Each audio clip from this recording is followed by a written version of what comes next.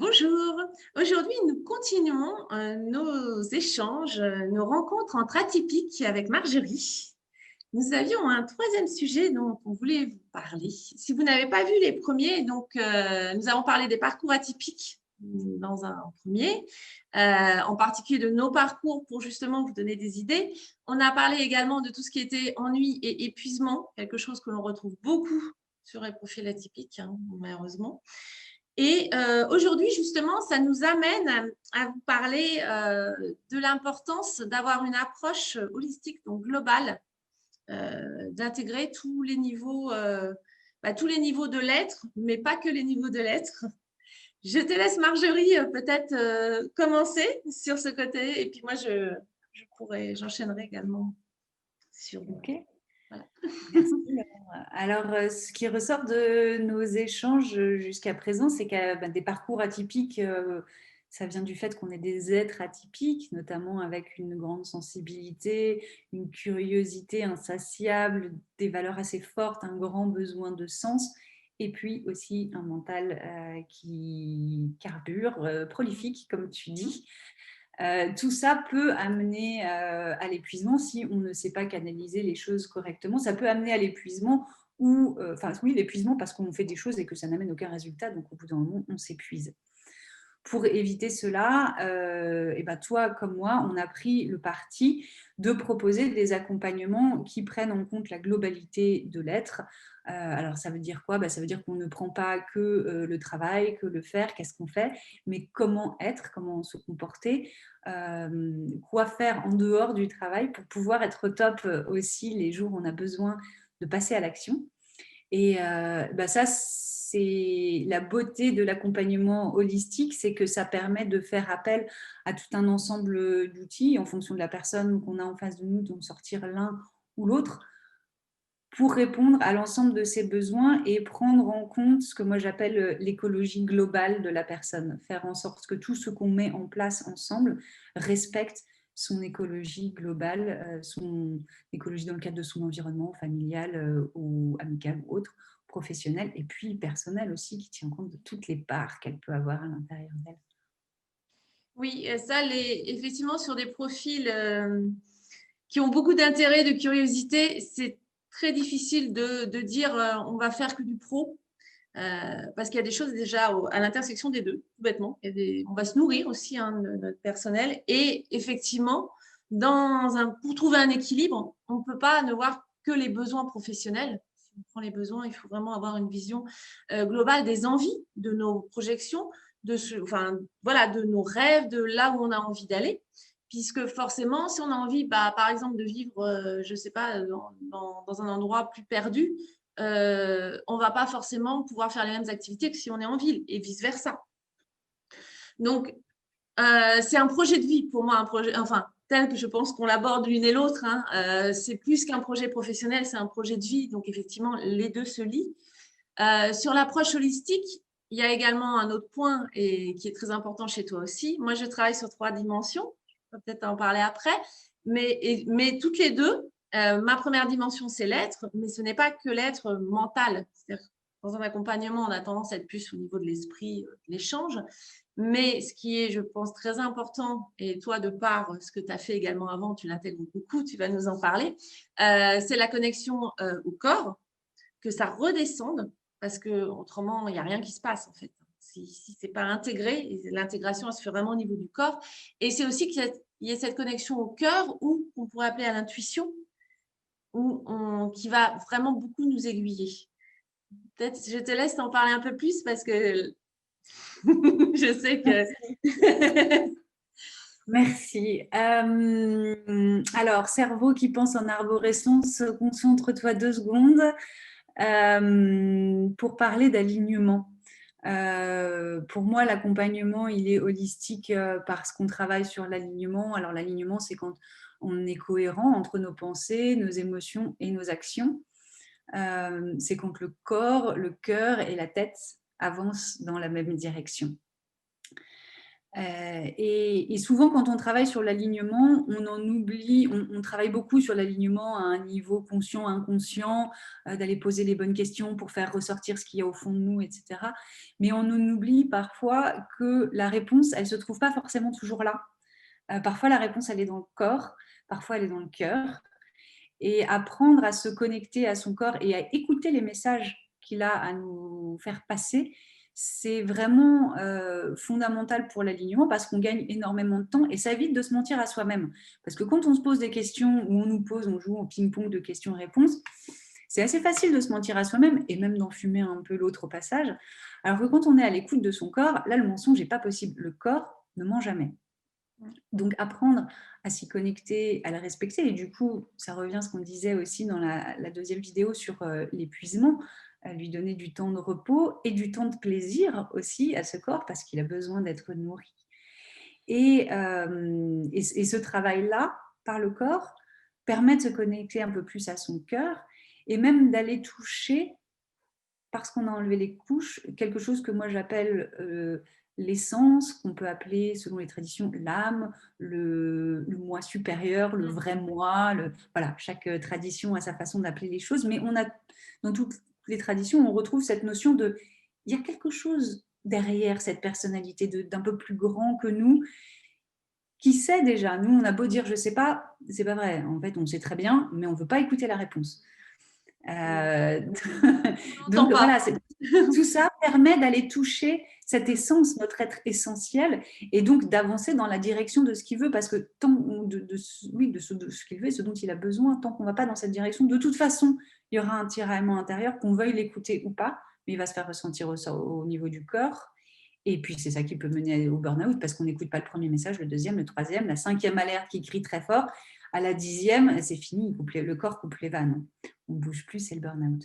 D'où, pour moi, l'importance vraiment dans tout accompagnement, qu'il soit personnel ou professionnel, de prendre en compte cette globalité de l'être. On ne peut plus regarder l'être humain en disant « ah bah ça, c'est un rein et voilà le système, comment ça marche ».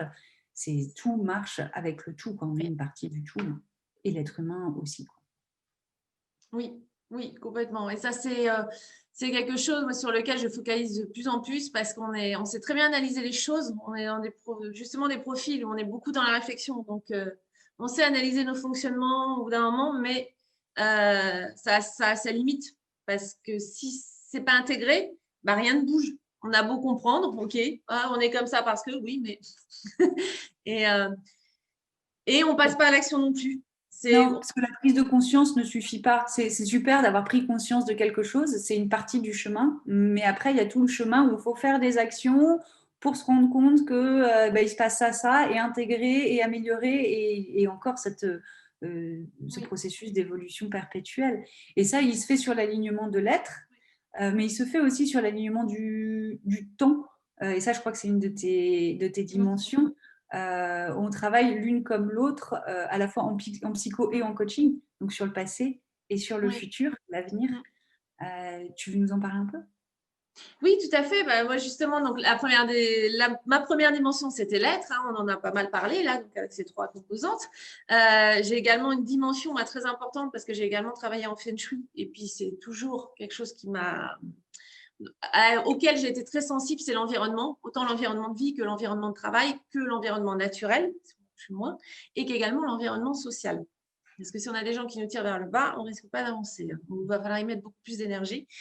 Donc, c'est pour moi une composante très importante dont on n'a pas forcément toujours conscience. Ça commence à venir, mais même dans les entreprises, ils n'en avaient pas du tout conscience. Et en réalité, ils sont en train de montrer, et il y a de nombreuses études là-dessus, que ça augmente aussi les performances. Je suis dans l'ordre d'entreprise, donc moi, ça me fait beaucoup rire parce qu'effectivement, quelqu'un qui est mieux dans ses environnements, qui se sent plus à l'aise, qui a peut-être des choses, des couleurs, de la vie, parce qu'un environnement naturel, même des sons de la nature, il montre aussi que ça permet aux gens d'être mieux, d'être en meilleure santé, un meilleur bien-être, et donc tout bêtement plus efficace et plus joyeux, et donc plus d'énergie dans leur travail. Donc voilà, ma deuxième dimension, c'est l'environnement dans lequel je porte aussi une forte attention. La troisième, tu en as parlé, c'est le temps, parce que on vit dans un monde temporel, et que si on n'a pas une approche apaisée du temps, On va revenir à notre vidéo d'avant sur laquelle on avait échangé. On va tomber dans l'épuisement. On ne va pas profiter non plus du temps qui est imparti. On ne va pas savoir s'organiser. Enfin, donc, c'est une dimension principale aussi si on veut être bien dans sa vie tous les jours. C'est vraiment voilà, 3 dimensions. D'où effectivement, ça participe à l'approche holistique dont nous parlions. Elle est à plein de niveaux en réalité. C'est ça, c'est des niveaux, des strates différentes qui s'imbriquent les unes dans les autres. Et oui, ce que je voulais dire aussi, c'est qu'on a ce travail sur l'être, on a ce rapport au temps. Toi, tu travailles sur l'environnement, moi, je travaille sur l'environnement, le corps, l'environnement interne aussi. Ne serait-ce que en fonction de ce que tu manges, du coup, tu as plus ou moins mal au ventre. Et quand tu as mal au ventre, tu n'es pas bien dans ta tête, tu ne travailles pas bien. Enfin, voilà, tous ces trucs-là qui sont pour moi de l'environnement de vie, de l'hygiène de vie. Il y a aussi le fait que c'est cool de vouloir avancer, de vouloir aller vers l'avenir. Et ça, c'est ce qu'on fait avec des outils de coaching qu'on a toutes les deux. Mais parfois, il y a des obstacles qui font qu'on n'arrive pas à avancer. Et une approche holistique, elle vise aussi à aller regarder ce qui s'est passé dans le passé, au niveau de l'individu ou même au niveau systémique des générations ou autres. On ne sait pas dans quel système on a pu se retrouver. Pour aller lever les obstacles qui empêchent d'avancer. Et ça, c'est un vrai avantage pour moi par rapport juste à la pure psycho, qui reste beaucoup au niveau de la tête, qui fait raconter l'histoire, revivre même au niveau du corps et des émotions certains traumatismes. Et une fois que les traumatismes sont levés, il n'y a pas forcément de passage à l'action. L'intérêt de notre travail, c'est ça aussi, c'est qu'on a une direction et pour avancer dans cette direction, on va rencontrer des obstacles qui trouvent leur cause dans le passé.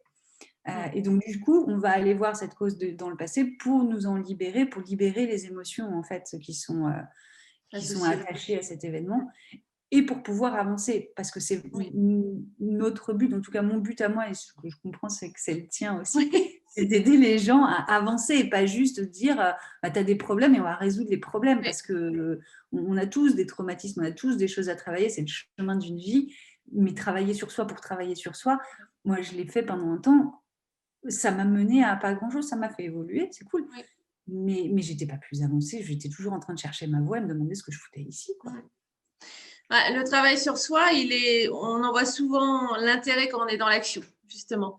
D'où aussi l'importance d'alterner ces périodes, au moins plus ou moins rapidement selon les gens, ou de les faire en parallèle, c'est mieux. Mais le travail sur soi, je trouve qu'il y a toujours besoin d'une pause où il faut laisser redescendre, justement, on en revient, redescendre les choses et voir ce qui se passe dans l'action. Parce que des personnes qui sont en continu sur le travail sur soi, là, on va arriver dans une contraction quand même, à mine de rien, au bout d'un moment, on en parlait, une tension, parce qu'il faut avancer, il faut tout le temps, on est tout le temps en train de réfléchir, parce que mine de rien, souvent, on monte là-haut, alors que justement, il faudrait descendre là. Et le problème, c'est qu'un travail sur soi en continu, sans faire de pause, donne pas les bons résultats en réalité. Il n'y a pas de résultat parce que tu n'as pas le temps d'intégrer, en fait. Et que là-haut, ça va très vite. Moi, j'aime bien travailler avec les 4 éléments. Là-haut, c'est un peu de l'air, donc ça va vite, c'est très volatile. Mais pour que ça descende au niveau émotionnel, c'est de l'eau, c'est déjà un peu plus dense. Donc, ça demande un petit peu plus de temps de densification, d'agglomération des éléments les uns avec les autres pour qu'ils descendent. Et avant que ça arrive dans ton corps, qui est de la terre, qui est l'élément le plus dense, ça prend du temps et on a beau vouloir aller plus vite que la musique, il y a des choses qui ont besoin d'un certain temps pour être intégrées et c'est pour ça que toi comme moi, on travaille aussi sur la durée, sur le temps, laisser le temps aux gens d'intégrer les différentes choses qu'on leur apporte, de les implémenter, de passer à l'action, de les intégrer dans leur vie avant de pouvoir aller sur une nouvelle couche ou un autre aspect de cet élément qu'on a travaillé, quoi. Et justement, ça me fait penser, vous êtes en conclusion, d'accepter le temps. Parce que souvent, je remarque qu'on peut avoir mis 10 ans à tourner en rond, un peu à se chercher. Et au moment où on arrive sur un accompagnement, et moi j'ai été la première à le faire, parce que j'ai fait un coaching de reconversion, et avant j'avais fait un bilan de compétences, j'ai essayé tous les… au moment où on arrive, là on veut que ça décompte tout de suite. Et on n'accepte plus qu'il y ait ce temps. Et souvent, moi, ce que je redis, c'est il y a des gens, ça va décanter très vite parce qu'il y a déjà tout est là. Alors, effectivement, il n'y a plus qu'à mettre. Ok. Il y a d'autres personnes dans son début de la réflexion. Ça ne peut pas, surtout avec des profils qui vont un peu dans tous les sens, ça ne peut pas d'un coup décanter. Et c'est accepter aussi peut-être ce chemin, souvent je dis ce chemin de construction, qui est peut-être un peu plus long, effectivement, quand on a des profils atypiques. Mais il est plus long et en même temps, c'est ce qui va faire qu'on va apporter, on en avait déjà parlé, hein, une richesse supplémentaire ensuite aux personnes qu'on va aider, quel que soit notre domaine hein, dans lequel, en tout cas, voilà, on sera après. Ce parcours contribue à ça et il est nécessaire même. Alors, parfois, on trouve que c'est un peu long, que c'est longué, justement, il faut se réapproprier ce temps. On aimerait que ça aille plus vite, mais je pense que c'est une partie du chemin. Et pour rebondir, c'est aussi apprendre à, on va rebondir sur ce qu'on a dit un peu avant, à profiter de ce moment, de tous les moments. Parce que quand on aura atteint le premier but d'être sur son chemin professionnel, par exemple, on visera un autre. Donc, de toute façon, on ne profitera toujours pas du moment où on est là. Donc, sous ce principe-là, on va toujours être en train de chercher quelque chose. Donc, c'est vraiment se réapproprier ces moments aussi, ce moment de vie. Voilà. Je ne sais pas si tu… Est-ce que tu veux rajouter ? Pour moi, c'est exactement ça aussi. C'est plus on prend le temps d'aller en profondeur, plus on descend, plus on va pouvoir monter haut. C'est une loi purement mécanique de la physique qui s'applique aussi à l'être humain. Et plus on va prendre le temps de réfléchir, de travailler sur soi en parallèle de passer à l'action, ça prend du temps. Hein. Effectivement, il y a des gens qu'on accompagne qui arrivent, qui ont 10 ans de travail derrière eux. Donc, du coup, on a tout de suite les outils pour passer à l'action et poser les choses. Et il y a des gens qui sont au début du chemin. Donc, voilà, on commence le chemin avec eux et on ne peut pas les amener directement au point d'arrivée. Mais l'avantage de prendre le temps de cette introspection, c'est qu'on met en place des changements qui sont durables. Oui. C'est que ce qu'on touche du doigt et qu'on travaille en profondeur comme ça, c'est un acquis pour la suite. Et c'est ça qui fait que les gens qui ont 10 ans de boulot derrière eux, qui arrivent vers nous, ça connecte tout de suite et on décante la situation rapidement, c'est qu'ils ont pris le temps d'intégrer les choses les unes après les autres pour que chaque élément soit « Ok, ça c'est solide ». C'est construire des fondations solides. Et là-dessus, on peut bâtir n'importe quoi. Oui. Mais prendre le temps de construire ses fondations solides, que ce soit personnellement ou pour son entreprise, son activité professionnelle. Complètement. Merci Marjorie. Peut-être que nous referons des échanges. Avec grand plaisir, c'est riche pour moi. On a, je pense, plein d'autres sujets dont on pourrait échanger, mais il faut bien s'arrêter un jour pour l'instant. Merci à toi et puis au plaisir. Avec grand plaisir. Merci Laure, à bientôt. Bientôt.